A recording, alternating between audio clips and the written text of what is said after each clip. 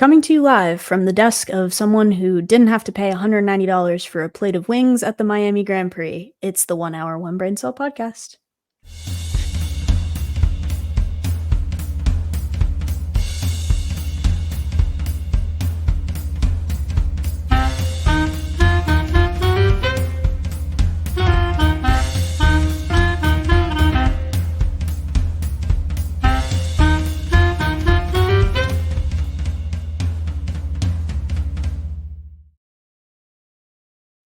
We really have so much to break down this week, which is it's such a detour from last week where we had 0 things in the document until, like, approximately 5 hours before the show started. I will start by kicking it, to my co-host. I'm joined by the world's most inconsistent Letterboxd reviewer, and I'm actually kinda pissed off at him for it, Richie Flores. Oh, thank you very much. We've talked about that in a previous episode. Go watch it or listen to it if you haven't already. I am joined by no longer a Formula One fan, Jordan. She has quit of being a Formula One fan. She is now, this is breaking news on the show. She is now exclusively a Formula 3 fan now. Only watching Formula 3 from here on out. I would have really rolled with it if you would have just said F1 Academy, but okay, whatever. I'm in my angry era this episode. It's not that I'm not an F1 fan anymore, but like topically at the moment, we literally just finished the race like 15 minutes ago. I'm in my hothead era, so I told Richie he has to have the mute button like ready to go just in case I go ahead and swear on the podcast today, because listen, the safety car giveth and the safety car mostly taketh away, and especially today. I'm sick and tired of it. I'm walking home. I have my marker ready, and I have my sheet here. Oh yeah, we're ready to timestamp whenever I drop a swear word on the podcast. I'm ready to bleep you out, which I haven't had to do on the show. And this is episode 19. Would have been episode 20 if we didn't have the lost episode. That's so fair. It's episode 19.5. And I haven't had to bleep you yet, which is pretty incredible. I've also gone several episodes without having to do it too. So this is actually pretty nice. That's true.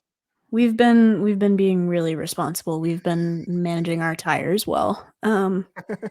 Let's start with that, I guess, since we're here, since we just did that. A couple of episodes ago, it might have even been the last episode.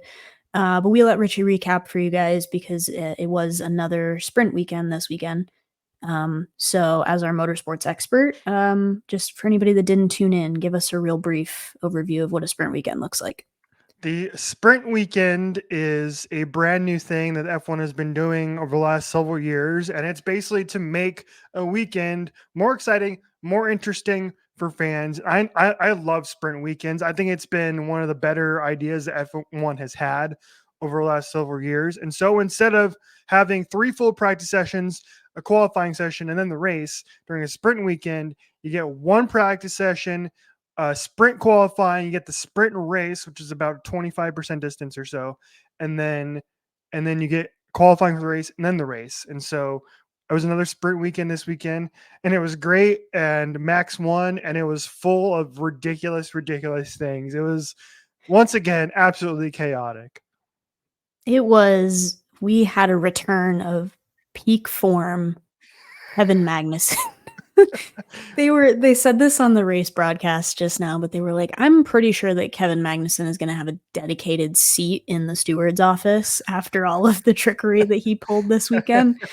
And I don't disagree with that. Like, man is racking up penalty points faster than they can give them to him.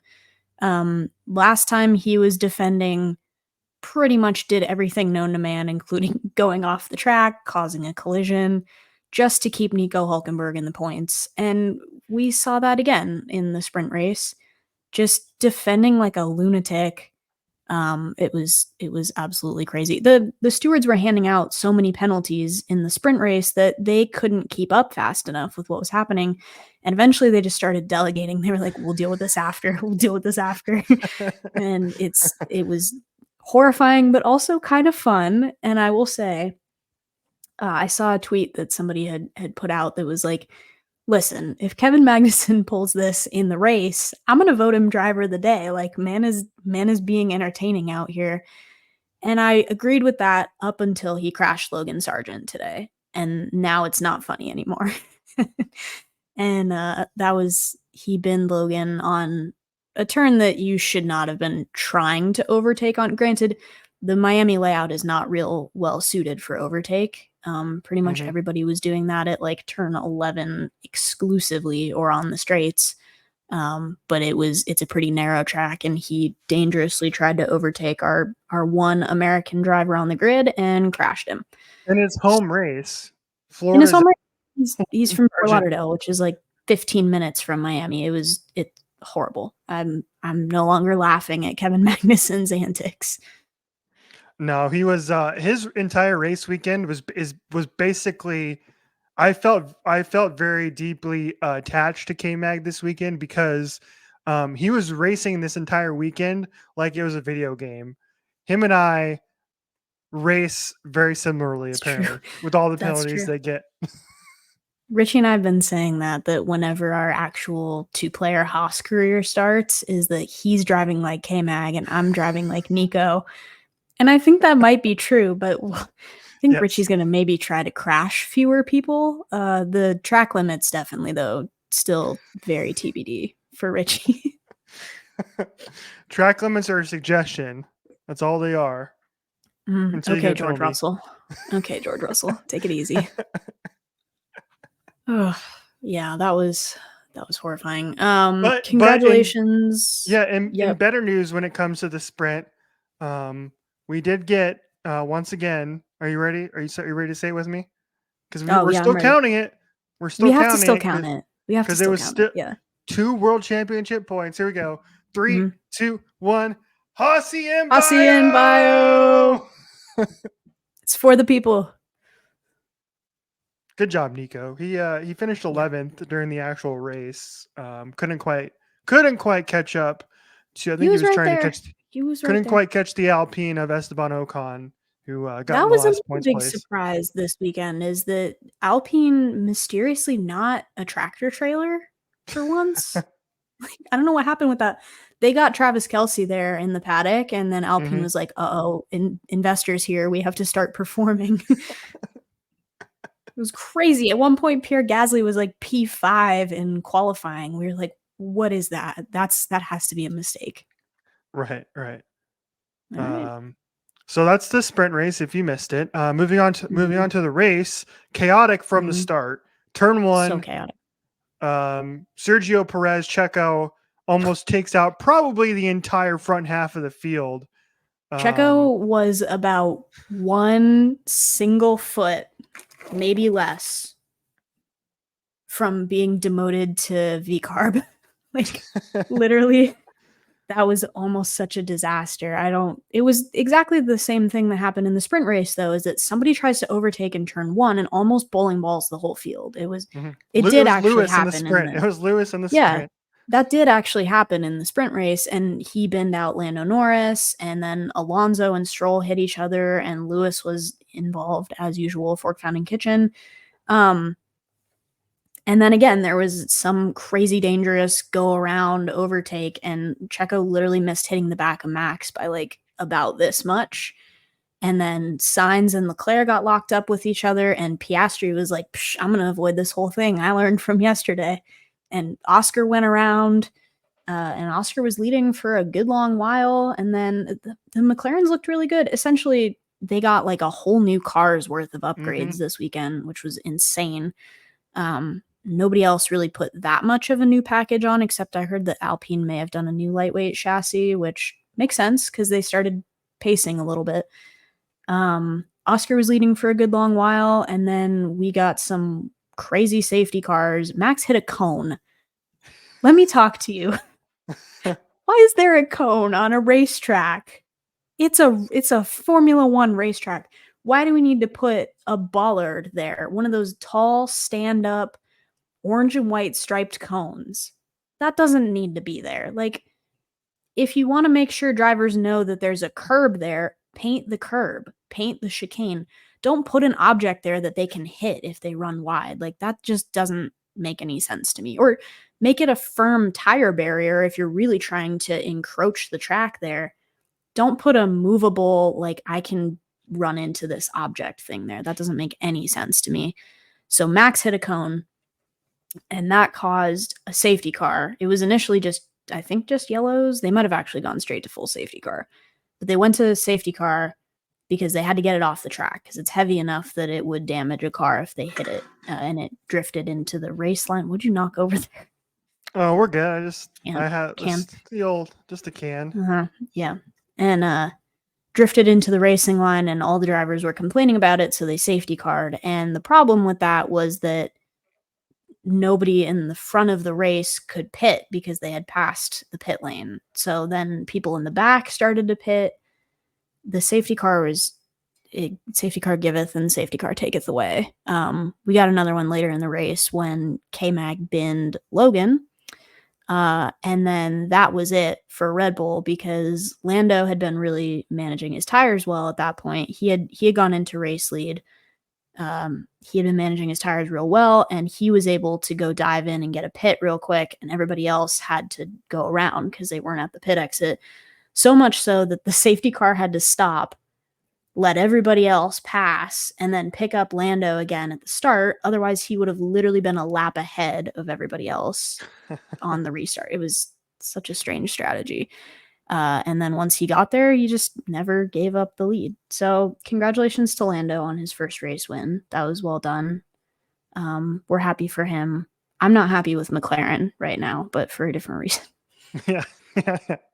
I don't know if we want to get into that on the podcast. We can get into the fact that temporarily, I think the USA should be on the no-fly list for F1, because why do we keep inviting questionable, problematic people to the grid? Why did we have Logan Paul in the garage? Why did we have James Charles there? Mm-hmm. Don't put those people on TV. Don't bring them to the grid. Don't give them airtime. Nope. We're not doing that. That's where my swear word would have been. So I think I reeled it back, but it might be safe.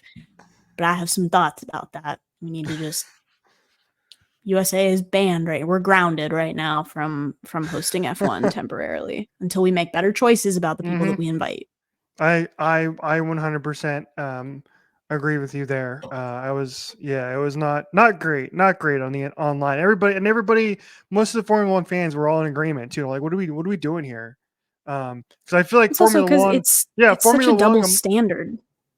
Yeah, Formula One among the motorsports I feel like is the most inclusive. I feel like because it's such a worldwide sport and it races all over the world, that it's a lot more inclusive. And so when you bring people in who are not inclusive, it's really frustrating. I think it's also such a double standard because, like, admittedly, I'm new to F1 as a sport, but going back, there was a lot of activism by some of the drivers, like particularly Lewis Hamilton and Sebastian Vettel back in the day. And F1 was like, we can't have those kinds of statements on track because it's distracting from the sport. But then you go and invite people that are admittedly more of a statement and distracting from the sport, and whatever. We could go on about that one. Let's go on about the prices instead. Let's yell about that. Yeah, real quick, and before we move on to the prices, real quick, I just want to say something about Lando Norris. His first career Grand Prix win, and he drove his ass off. He was incredible. He really did. Yeah. I honestly thought when they were going back to green after the full safety car, I thought Max was going to get him. I thought Max was, Max being Max and being in the better car, he was going to be able to, being in the Red Bull against the McLaren, he was going to be able to keep that DRS distance.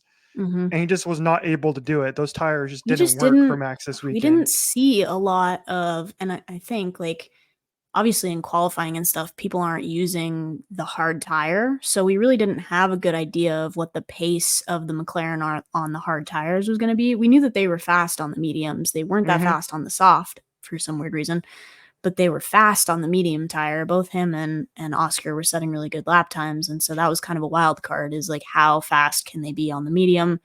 Are they going to lose ground? And I think a lot of the drivers were just overall complaining about the grip of the track, and that's how it falls with just the one practice session is you don't have that much time to get your car sorted and set up.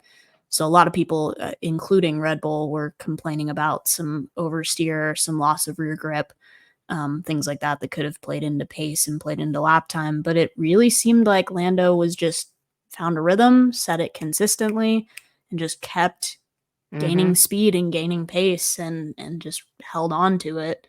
It was dicey for a minute there. Mm-hmm. And his celebration of diving over a fence into Hmm. his team was incredible. I was like, oh, he just did that. He just went over it. Yeah, most people like kind of they jump onto their team right there, but Yeet. very rarely do they yeet it over the barrier and decide to crowd surf on the team. But there goes Lando and busted nose and all. Mm-hmm. Mm-hmm. Yeah, I want to see Max do that in his next race win. Lando's got to give him crap for him, be like, hey, Max, I jumped over this barrier. Now it's your turn. We'll see. I don't know. I don't think Mad Max is going to be very prone to that. All right, yeah, let's move on. Let's move on to the prices. This is ridiculous, dude. This is like, from what I understand, this was in like a VIP area of the Miami Okay. Grand Prix. So let's see. I don't Okay. know how well you're all gonna be able to see this. Let me kind of We zoom in. can read it. We can Yeah, narrate. zoom in on the thing here. I'll take it full screen so y'all can see. All right. All right, so yeah, this is Hard Rock Bites. This is at like one of the big um, VIP sections. We have chilled Maine lobster rolls for $280.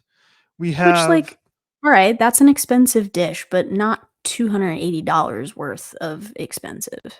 yes, exactly. We Go have ahead. fruit refresher, which includes pineapple, watermelon, stone fruit, rambutan, kiwi, and coconut for $190. Now, that fruit, damn it, better be like bathed in gold for that much. Right, you better First, have just climbed up a tree outside the track and got the coconuts down for that. Like, what is this?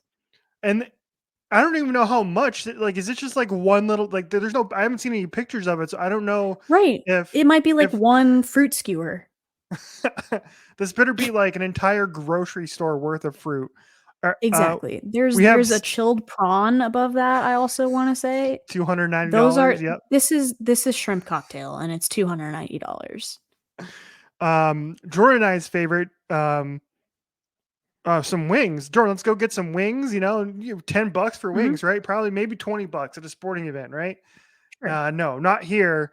For a wing board, which includes classic lemon pepper, Thai chili, um, and something else which I can't read. Dips, They like $190 for wings. the crudité on there, which is it's literally just a vegetable board. That could just be literally the celery and carrots that typically comes with wings at Buffalo Wild Wings, but we're calling it that because that's expensive. And finally, nachos, salsa verde, salsa mexicana, cheese, and cheese sauce, pickled onion for $180. I don't know, man. This is like ridiculous. I don't get it. It was the I same saw way. somebody saying that they were paying like $13 for drinks, like a beer was like $13, which is like, Normal. you That's know, like very normal. stadium, right? If Mhm, you go to a playoff hockey game, you can expect to pay. If you go to a concert, a lot of places you can expect mhm. to pay that much for a drink. So hopeful that that was more the VIP pricing and not the general admission pricing, but you still have to pay for the ticket to get in, and a GA ticket was like crazy. Mhm. So I'm like, they're making their money somehow. That's insane. I'm too broke for that. I'm too broke for Formula One. I'll watch it on my television with my takeout order of to-go wings and feel the experience. Yes. Wings you spent $10 on, not $150 on. Yeah, there's currently a Buffalo Wild Wings promo. If you use code GOWINGS on your delivery, you can get like 6 free boneless wings on an Oh, order shoot. over $10. Yeah, There you go. you're welcome. Not That's probably dinner for me. Yeah. not sponsored. Not sponsored, but we love B-dubs here. Yep. Yes, we do. Mhm. All right, what's Oh next? gosh. That has been our latest edition of Formula 1 Hour, Formula 1 Brain Cell. Yep, the angry hour. Monaco. Oh no, Let's no, Monaco's not next. I was gonna say Monaco's next. It's not. We have Italy, then Monaco. no. Yep. The Ferrari home race is next, and then Ferrari adjacent home race for Charles Leclerc. Mhm. Okay, let's sort of pivot. You have on here, you have an item about keeping your car clean. Let's stay with Yes. cars. What is this? All right. So have your red and green flags ready here because Oh shoot. I want Hold to on. run this by you because I'm generally. Oh, Jordan has gotten up. She does not have them ready. She has moved them. No, I wasn't prepared to have to vote today, but okay. Got it. Got it. Okay, so you always make fun of me because I never get my car washed, which is 100% true. I think it's Yep. a racket. I think car washes are fake, and it is the epitome of of capitalism out of control to be getting your car washed. But I love a car yeah, wash. that's Love a car beside the wash. point. That's beside the point. Okay. The Okay. main point here is the following. Uh my car is always a mess. I have like Tracks. empty bottles galore Okay. in my car because I'll bring Mm-hmm. like water bottles or Gatorade bottles, whatever. And a lot of times I'll forget to like I'll empty them. They're empty, and I'll just forget to bring them inside and throw them away. So I had like 2 dozen of these in my passenger seat this week. So my red that's my question. Red or green flag, um, if your car is dirty in the interior. Like If it's okay, so this is a multifaceted question because if it's just you driving it, it's fine up until a certain point at which it becomes not fine. If there are enough bottles and cans in your car that if the police pulled you over, they would say that that's the weight limit for a passenger in the carpool lane, that's a red flag. If it's like, "Hey, I have a couple of water bottles in here that just need to get thrown out and I haven't made my way out there yet," that's fine. I think most people do that. mhm. If you're storing trash in your car, red flag, especially if it's food trash. Like No, yeah, if it's a that's water bottle, disgusting.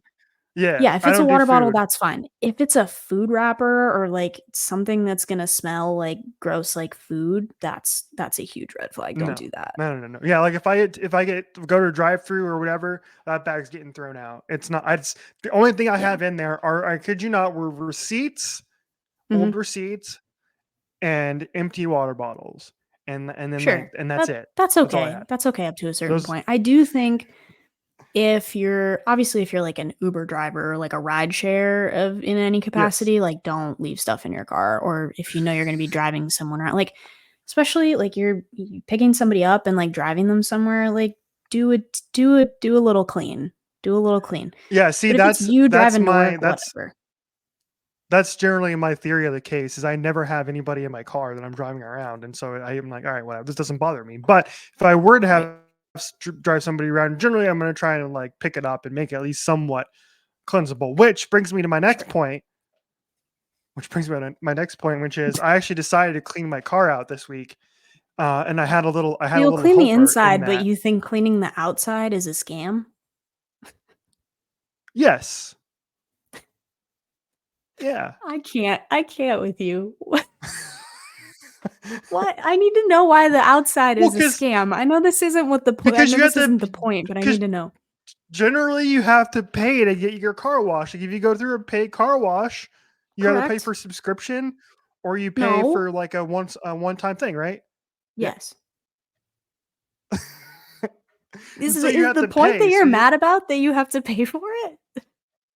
yes, I don't like paying for car washes. They're stupid. Oh my It's god. capitalism, man. Come on. I don't That's not know. capitalism. You know It that like is. all of the no, you know that all of like the dirt and the bug juice, I don't know what to call it. The bug juice and the stuff that you get on your car driving around on a day-to-day basis is bad for the paint. like long term. You leave that stuff on Mhm. there, it like oxidizes and eats away at the paint. That's why That's it bad for it. rains. If when it rains, it cleans that away. Oh my god. Please help him understand. That's not how that works. Okay. You're on one today. Between that and the Letterboxd review that you posted last night, I can't with you. I can't. We'll get to that Letterboxd in a second. Okay, so bring us back on track here. Okay, the story I wanted to tell is I finally cleaned my car out, and I had some help doing it. I was over at my parents' house this week, and I was like, I need to clean my car out. I haven't done that in a while. Luckily, I have a 4-year-old nephew to help me do it. So I was like, hey, Daniel, do you want to help clean out my car? And he was so excited. He was like, yes. I put him to work. I gave him a little Target bag, and he was helping me put all the stuff in the trash. I was like, thank you, Perfect. preschool child, for helping me Child clean out my car that labor. I didn't want to do. Pretty much, exactly. But the Oh my reason I wanted goodness. to bring this up specifically because children generally have no filter. I'm used to this by now, having lived with a preschooler for several years, and with Kat and Isabel used to roast me on a consistent basis. You know this. I told you about multiple times in when she did this. She's the But best. this time, when I was cleaning out my car, um, he asked me, he's like, well, why is your car so dirty? And I was like, oh, it's because I never have anybody in here. I never have anybody in the car. And I kid you not, word for word, this is what this child said. He said, do you not have any friends? I was hoping that was where it was going. Oh my god. Got him. Got him. I was like, oh man. Oh man. No, and like when a kid says something like that too, like they are taking in the most objective version of the world. Like they don't, like you said, they don't have a filter. They just tell it like they see it because that's the only thing they can do. Like that hurts more. Yeah, that hurts a lot more if a kid tells you something like that. That's horrifying. My immediate response was, no, I promise you, I do have friends. I just never have them in my car, which is Right. true. I don't drive them around anywhere. Yeah. That's true though. I think, and even like out here, the number of people that I've given rides to are like slim to none. That doesn't mean I'm not going anywhere or doing anything. It's just like they all have their own cars. Such So is life.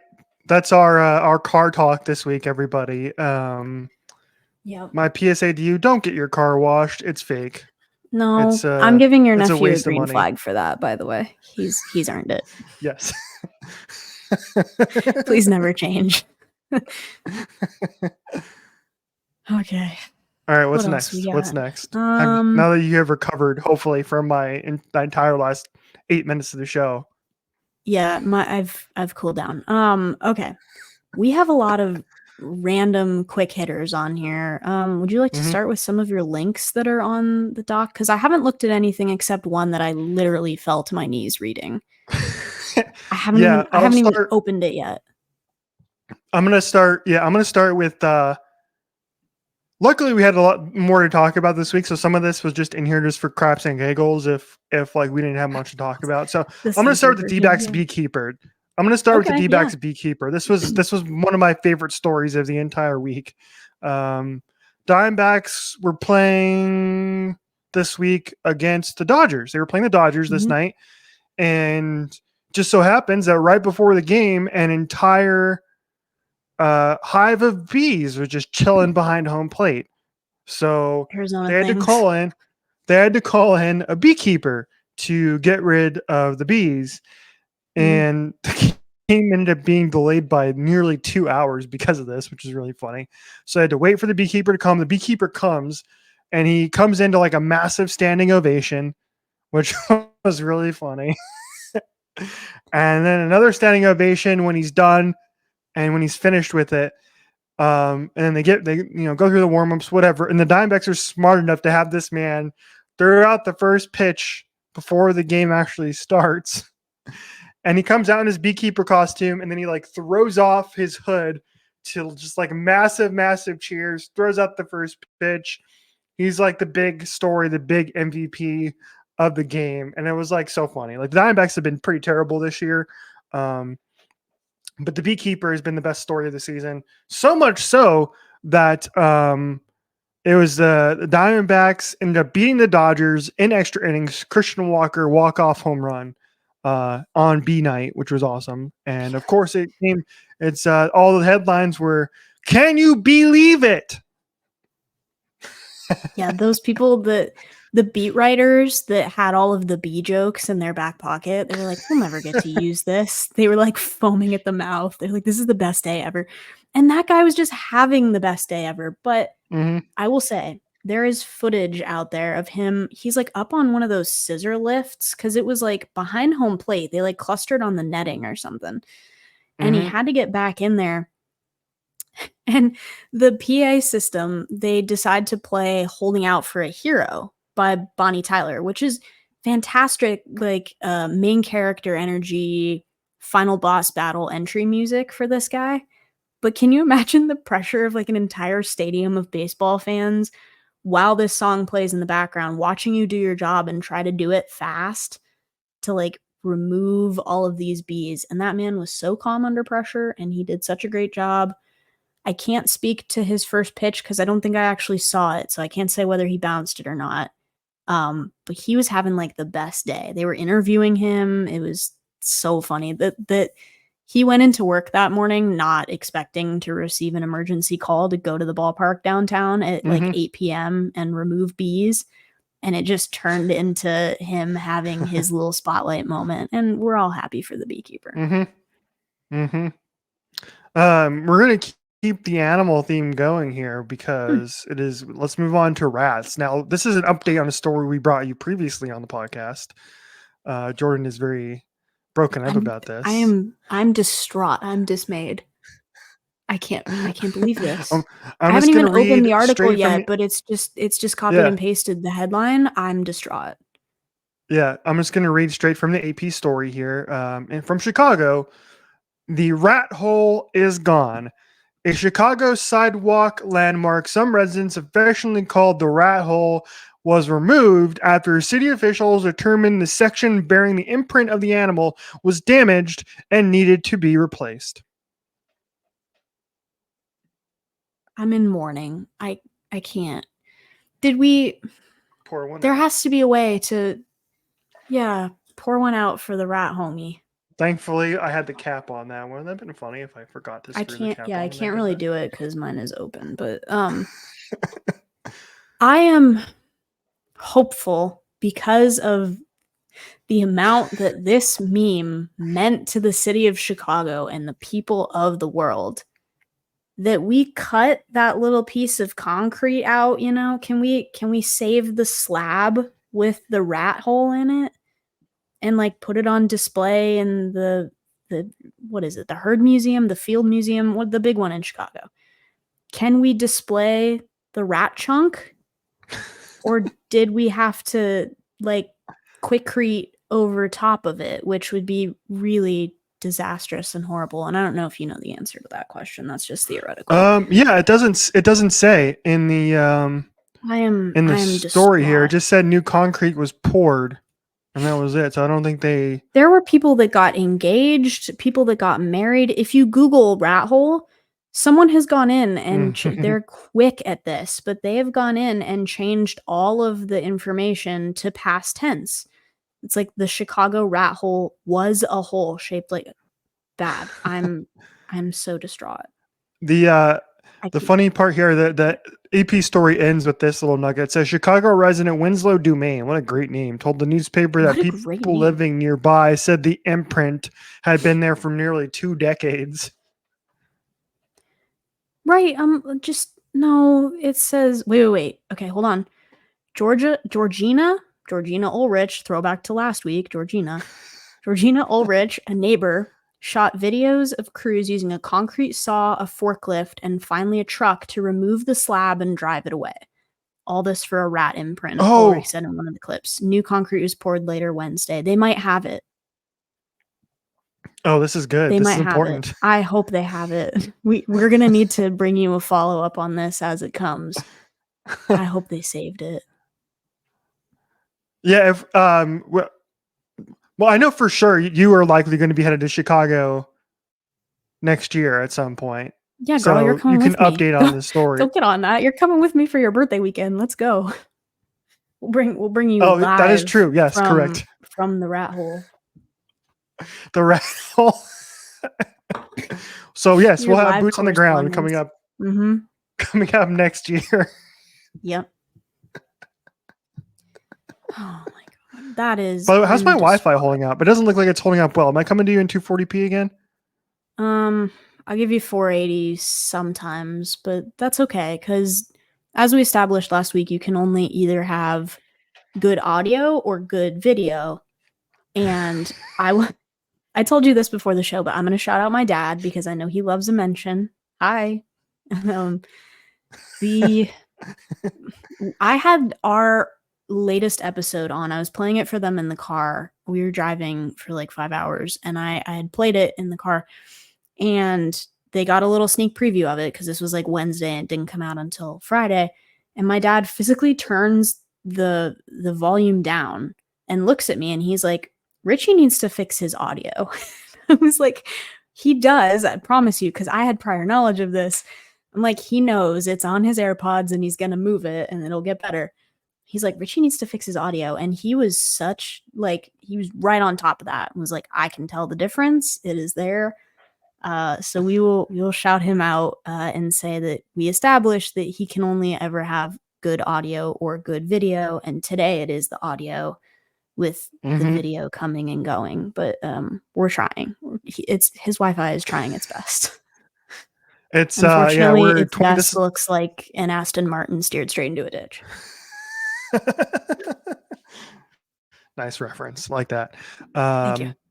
Yeah, I don't know. Again, this is what happens when I pay $25 for my Wi-Fi. I hope this when we partake in our Hossie and Bio campaign on the Formula One video game, I'm hoping my Wi-Fi holds up a little bit better. That'd be actually really funny if I was just I like, actually hadn't thought about that you were gonna have yeah, maybe a little bit of game lag.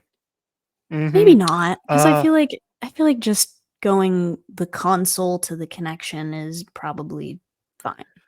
I have, the last time I tried doing this, I was for F1 22 and they had like a free preview weekend and I plugged it in. I did a couple online races and it seemed okay. So I think we might get away with it. Yeah. For that, which is nice. All right. Anyway, thank you, Rob, for being smart enough to recognize good and bad audio because most people wouldn't be able to tell. So shout out. He's an appreciative listener. He also said that I have therapist voice on my microphone, which I don't know if I should take that as a compliment or not. Anyway, roasted by my dad, continuing on. Okay. Here is all of the silly stuff we have. Well, it's all silly season, but let's go to new study answers. What exactly is the perfect movie length that you've posted in here? Because then I can also roast on you for your Letterboxd review. Yeah, so I saw this week. This is perfect because of our Letterboxd. This would be a great transition. And then we'll see if we agree. So here we go. This is from New York Post. I can already tell you we don't agree. Continue. Americans are officially over marathon movies, which is total crap, but whatever. That's a stupid lead. According to new research, the perfect movie length is just 92 minutes.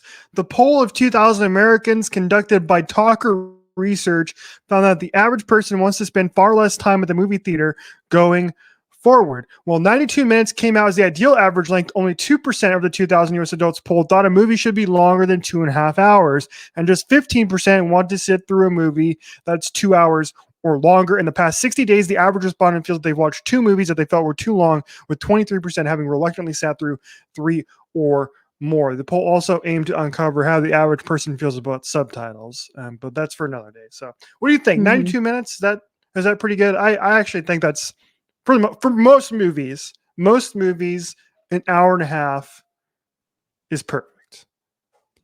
I think anywhere between an hour and a half and even like an hour 50. I think the 2 hour mark is sometimes where it starts getting a little wordy, getting a little extra long. But I remember when movies were afraid to go that long, right? Like when they had the first um Harry Potter, the Deathly Hallows or whatever, that they split into 1 and Hmm. 2. It was because of the runtime. And Avengers broke this. This is what was that nail in the coffin, because they were like, people will sit through a 3 hour movie. But it was so early on in that where people were on the internet, I remember, that were talking about, they're like, how do I budget? Like, where is my pee break in this? Because I can't sit through it. There's literal websites devoted to like, when can I pee Hmm. in a movie? Like what's the least important part where if I skip out for 5 minutes, I won't miss anything. There's websites devoted to this. But now every movie is pushing the runtime. And me personally, I can feel that. Like, you go and sit down and you watch something, you're like, this chunk could be cut out. the I'll tell you the movie that I think I saw most recently, and I can't confirm recent because this is um I'm not looking at my Letterboxd, but one of the movies I saw most recently that felt like it was the almost the perfect length was The Marvels. And I can really only speak to ones that I saw in the theater because at home Hmm. and streaming is such a different thing. Um, The Marvels runtime was 1 hour 45 minutes, and I felt like that was pretty spot on. I wouldn't have really cut anything from that. Hmm. Everything that was in there advanced the plot properly. There wasn't a lot of filler. It did require you to have a little bit of prior knowledge of those characters and stuff, but like, so be it. I think between an hour and a half and an hour 50-ish, fine. I'll sit through that, no problem.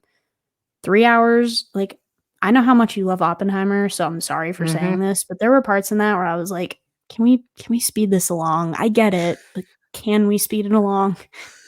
It's dry. No Oppenheimer slander on the podcast. Hey, and first of all, shout out. You actually brought Oppenheimer up before I did. So that allowed me to talk about it. Because I know you love talking about it, so that's your perpetual point on the podcast. And I'm like, if I don't kick an Oppenheimer to Richie at least once a week, he won't really have anything to get excited Yeah. about. That's so true.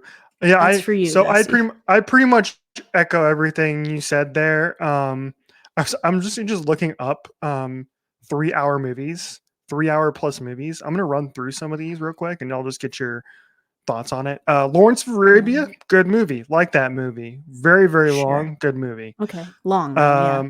Godfather Part 2. I don't even think I've ever seen it, so I'm just gonna skip over that one. Mhm. Uh, Wolf of Wall Street. Ooh, Insane movie, but insane, like but that one I actually very, didn't very realize fun. was 3 hours. Yeah, Yeah, fine, it's right there. Yeah, I don't know fine. how long it is. Gone with the Wind. Never seen it. Never seen it. The Right Stuff. I love The Right Stuff. That movie's so fun. Have you seen that one Yeah. Yeah, I've about the seen bits and astronauts? pieces of that one. Yeah. I haven't seen it all the way Hmm. through, but yeah, that one I think topically has enough that it could sustain 3 hours. Titanic. I love Titanic. Did you know this about me? Did you know? I don't think you know this I because I don't love think I've ever brought it Titanic. up to you. No, I love Titanic because I Titanic. love Celine Dion. That movie came out the year that I was born, I think, like, right before I was born or right after, to the point where My Heart Will Go On was on the radio charts, and that song used to put me to sleep as a kid, and I love it to this day. I do, It's a great song. and I love Titanic. I will say it does feel like 3 hours at certain points. It does. Hmm. There's no getting around Yeah. it. We had the VHS when I was a kid that had, like, the 2 or 3 tapes, The two and it was DVD, the like, two discs. "Ooh, Yeah. I have to pop it out in the middle and put the new one in." You're like, "This is absurd." Let's see. Yeah. So Titanic, I love Titanic. It's like legit like one of my what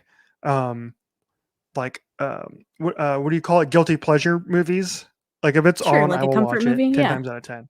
Yeah, yeah, Yeah, yeah. yeah. And Jack Dawson sucks. He's a loser. There was room for both of them on the door. There was. Absolutely. There is. Okay, a They've couple done the more math. on here. Yep. Couple more on here. Lord of the Rings, Return of the King.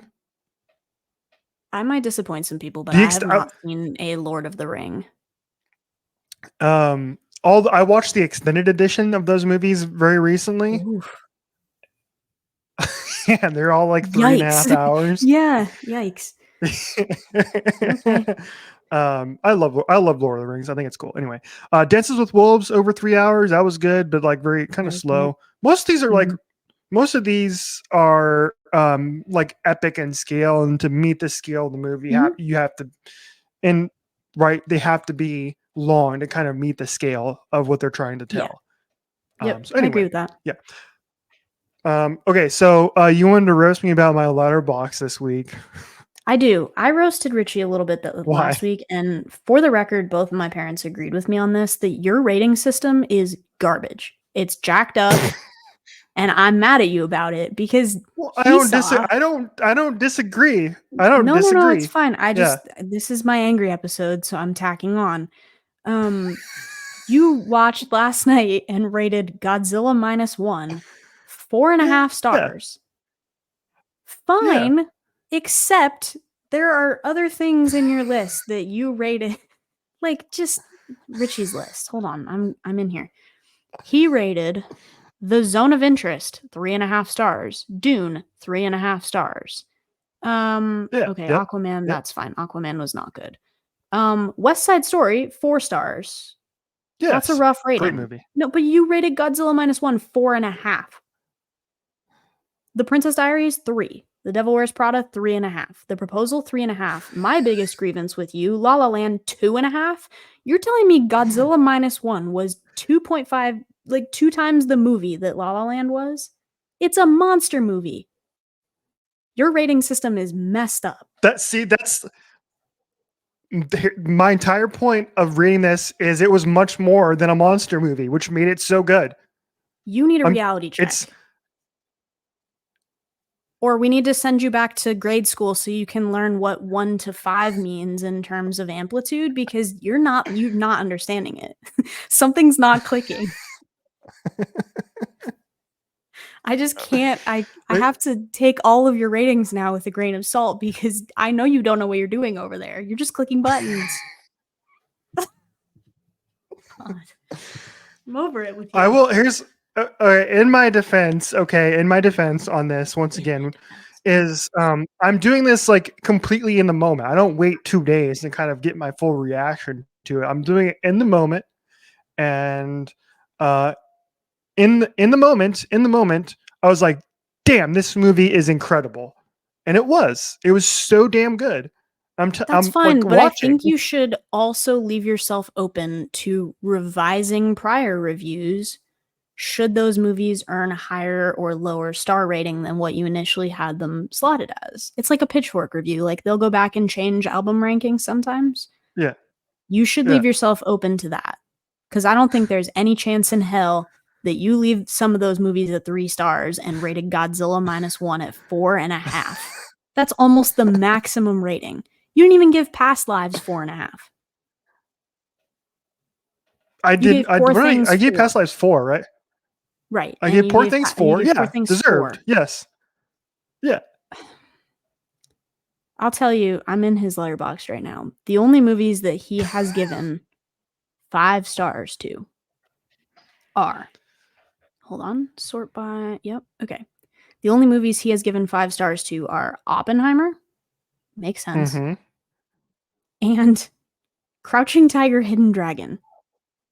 Crouching Tiger, That's Hidden it. Dragon was terrific. That's That's it. it. Everything else in there Yeah. is like 4 or less, except for Godzilla -1 and Challengers. And Licorice Pizza? Are you serious? Dude, Licorice What Pizza the was hell? great. The Alana Haim movie? Yes, I love 4.5? Licorice Pizza. Yes. It was I gotta so tell. good. No, I can't be on this podcast. 4.5 though. Yes, it was nominated for Best Picture. Just because it's nominated, I can't with you. 4.5. 4.5. Okay, let's move on.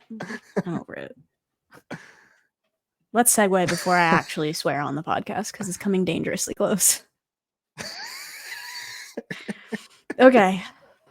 Do you ever wonder yourself, why do I do this podcast with this man?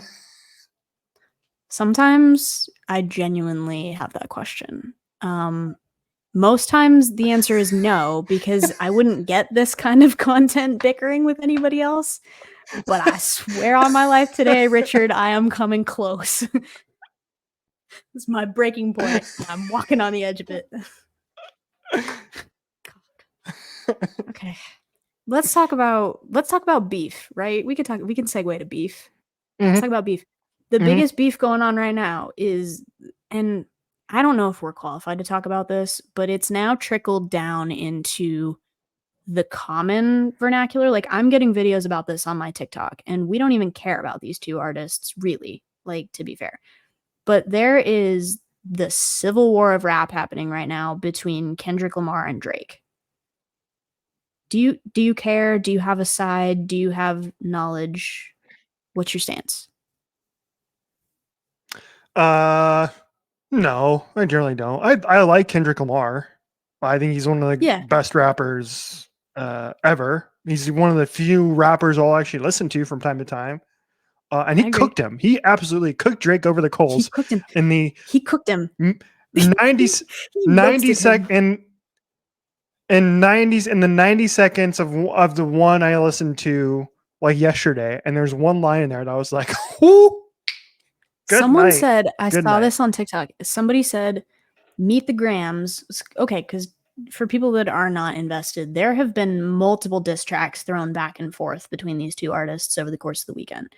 Someone said that Meet the Grams, which is, I think, literally like the third one, by the way, because it was like Euphoria, 616 in LA. There may have even been another one in there, but then it was like Meet the Grams was the kill shot. But then Not Like Us was Kendrick using the Ouija board to murder him twice.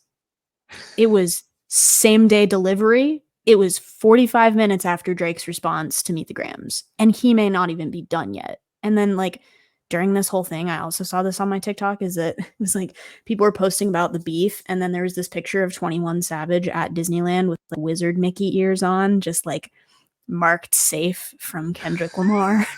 J. Cole is like marked safe from Kendrick Lamar.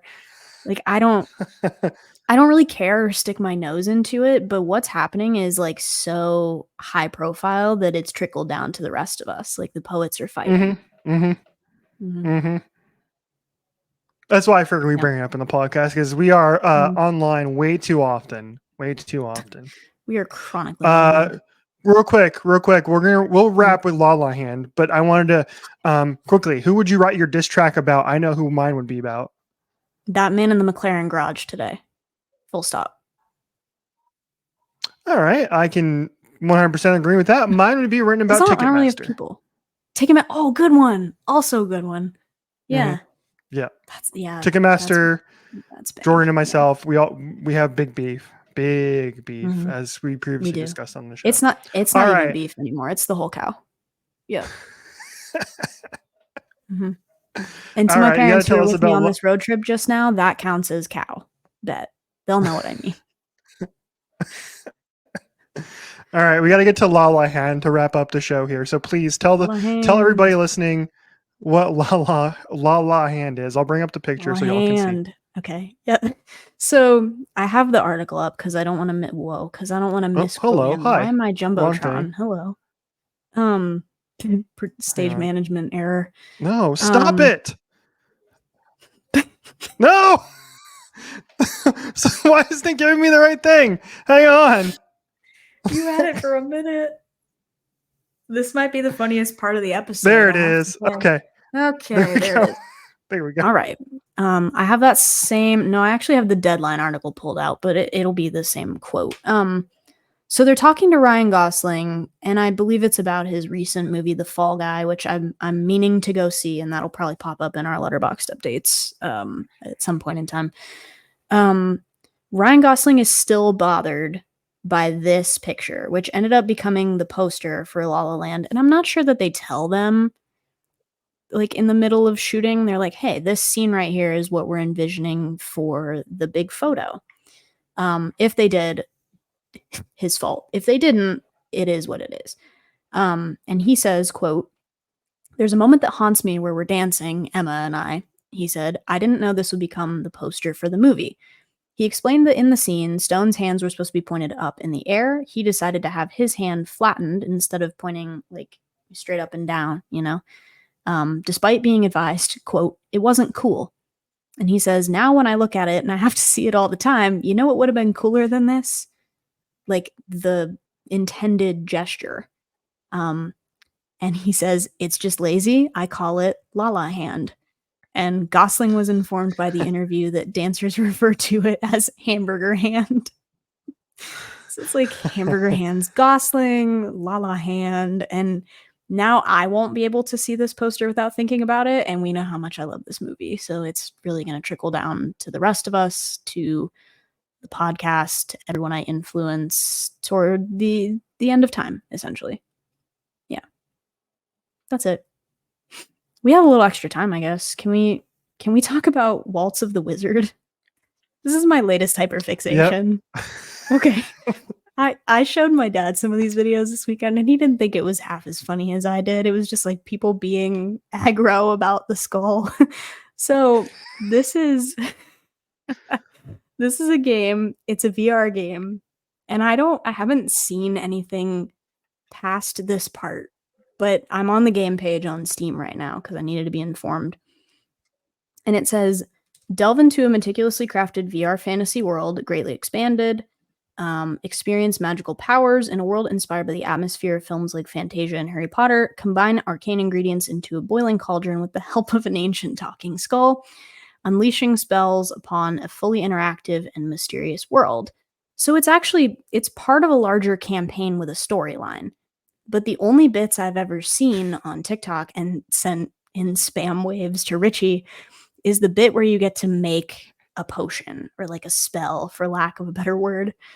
And it's like your little companion over here, but it's this enchanted skull.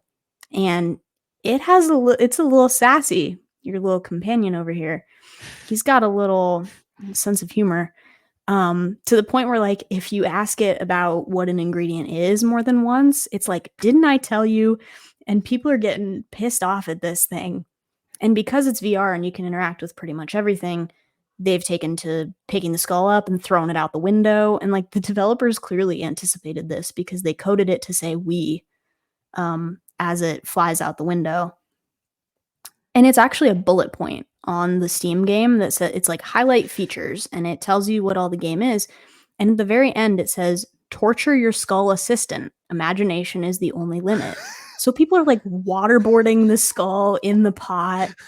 And it just it's so funny to me because they're getting like explosively angry at this thing for no reason other than that it's got a little sass to it when it's like, why are you using only 2 ingredients? And people are like, and like blow it up and throw it out the window. And it gave me a little bit of joy last week, and I sent Richie probably about 4 TikToks about it. So that's my extent of this game. I'll probably never play it, but I'm having fun watching people get angry about it. It's the anger episode. I had to put that in there. I'd rather enjoy the people eating the skull for no reason, completely out of context. That was the best part about it. Is I had no idea what was happening. So. Neither do I. I didn't realize there was like a bigger game involved, and it wasn't just like a little mini thing where you're supposed to make a potion. All right. So be it. Anyway, that game is going viral this week. Okay. We made it. We're on time again. That's 2 episodes in a row. We're on time. We bounced back after that 1 hour, 20-minute episode. That was a rough one.